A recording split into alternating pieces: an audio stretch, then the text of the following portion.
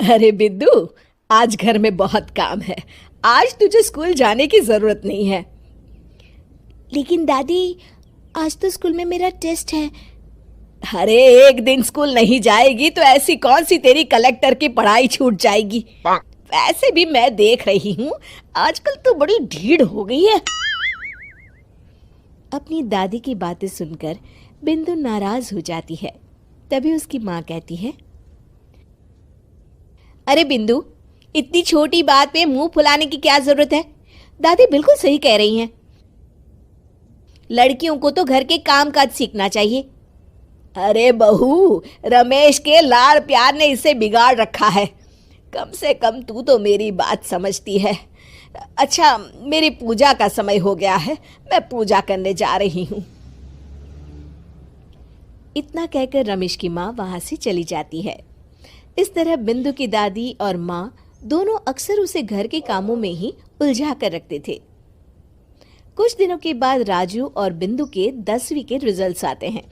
दोनों बच्चे दादी को अपना अपना रिपोर्ट कार्ड दिखाते हैं। शाबाश मेरे लाल, तू तो बड़े अच्छे नंबरों से पास हुआ है। तभी बिंदु कहती है, दादी, मैं भी अच्छे नंबरों से पास हुई हूँ। रमेश की माँ बिंदु को अनदेखा करते हुए कहती है, हाँ हाँ ठीक है, अभी यहाँ खड़ी क्या कर रही है, सुन लिया मैंने। जाकर मेरे लिए चाय बना कर लिया। बिंदु उदास होकर चाय बनाने किचन में चली जाती है। तभी राजू कहता है, दादी, मैं क्रिकेट के कोचिंग सेंटर में एडमिशन लेना चाहता हूँ। अरे वाह राजू बेटा, ये तो तूने बड़ी अच्छी बात कही। तू कल ही अपना एडमिशन करा ले, जितनी भी फीस होगी मैं दे दूंगी। अरे एक दिन मेरा पोता विराट कोहली बनेगा। इस तरह अक्सर रमेश की माँ अपनी पोती बिंदु के साथ दुर्व्यवहार करती थी। कुछ दिनों के बाद रमेश की माँ और उसकी पत्नी दोनों सास बहू मिलकर राजू का एडमिशन अच्छे स्कूल में करवा देते हैं, लेकिन बिंदु का एडमिशन नहीं करवाते। इस बात से नाराज होकर बिंदु अपनी दादी से कहती है, लेकिन दादी, मुझे भी आगे की पढ़ाई करनी है।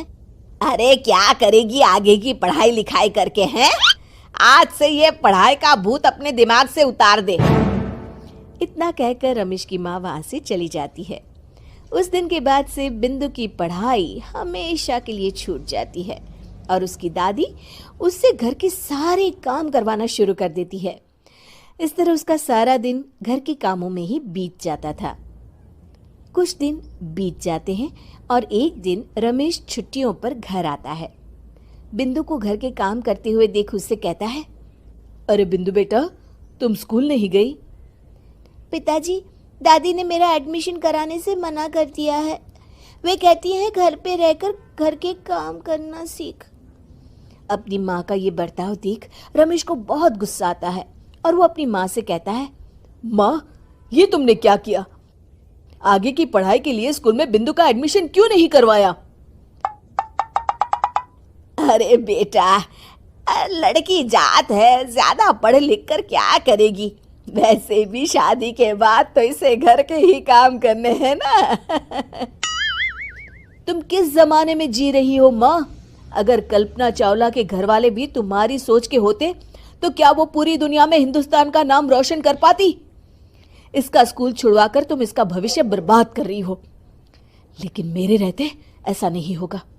बिंदु बेटा, कल ही तुम्हारा एक अच्छे स्कूल में एडमिशन करा दूंगा। तुम जितना चाहे उतना पढ़ो। मेरे होते हुए तुम्हें किसी बात की चिंता करने की जरूरत नहीं है।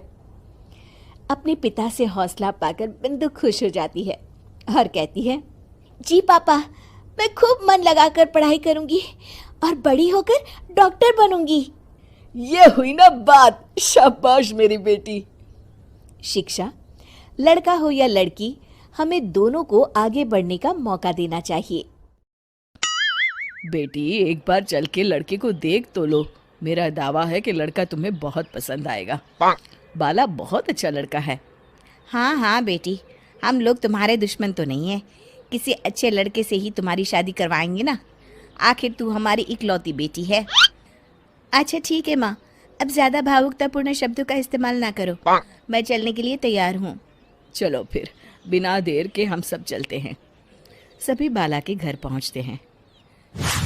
अरे क्या बात है बहन जी, अभी तक आपका बेटा नहीं आया? जी बस आता ही होगा। तभी वहां बाला आता है। लो जी, आ गया मेरा बेटा।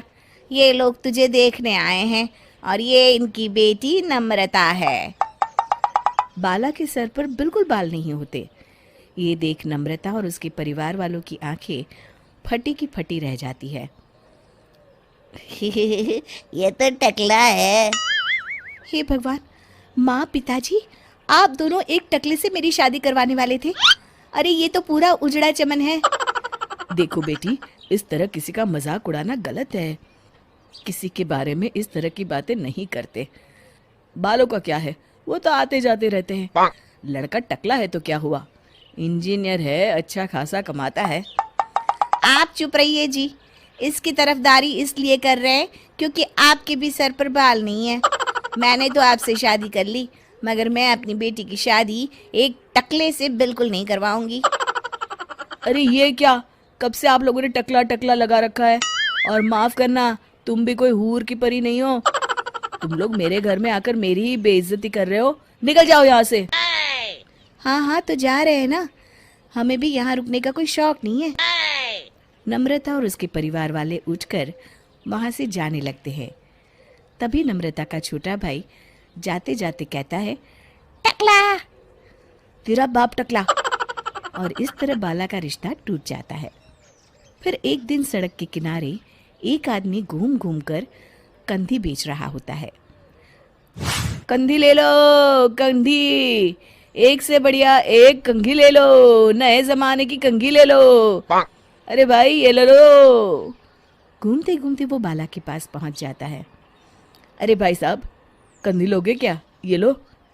तभी उसकी नजर बाला के सर के ऊपर पड़ती है। अरे माफ करना भाई साहब, आप इसे लेकर क्या करोगे?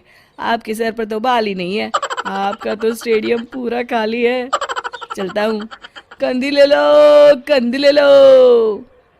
कंधी वाले की बातें सुनकर बाला को बुरा लगता है। उस समय बाला को ऐसा महसूस होता है कि उसके लिए दुनिया में सबसे कीमती कोई चीज़ अगर है तो वो सिर्फ बाल है। बाला सड़क पर चलते हुए लोगों के बाल बड़े गौर से देखता है। चलते चलते बाला एक मंदिर के पास पहुंच जाता है। हे भगवान, तुमने ये मेरे साथ क्या किया? थोड़े से बाल अगर मुझे दे देते तो तुम्हारा क्या चला जाता? सारी दुनिया मेरा मजाक उड़ाती है। अरे भाई, आज पहला इंसान देख रहा हूँ जो मंदिर आकर भगवान से अपने लिए बाल मांग रहा है।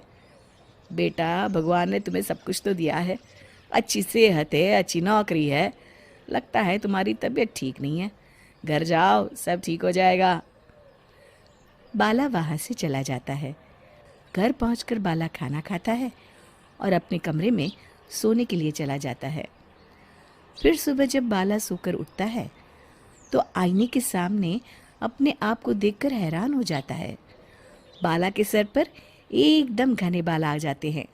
बाला खुशी से झूम उठता है। अरे ये तो चमत्कार हो गया, मेरे सर पर बाल आ गए। लेकिन ये हुआ कैसे? दोस्तों, अगर आप इस कहानी का दूसरा भाग देखना चाहते हैं तो हमें कमेंट करके ज़रूर बताएं।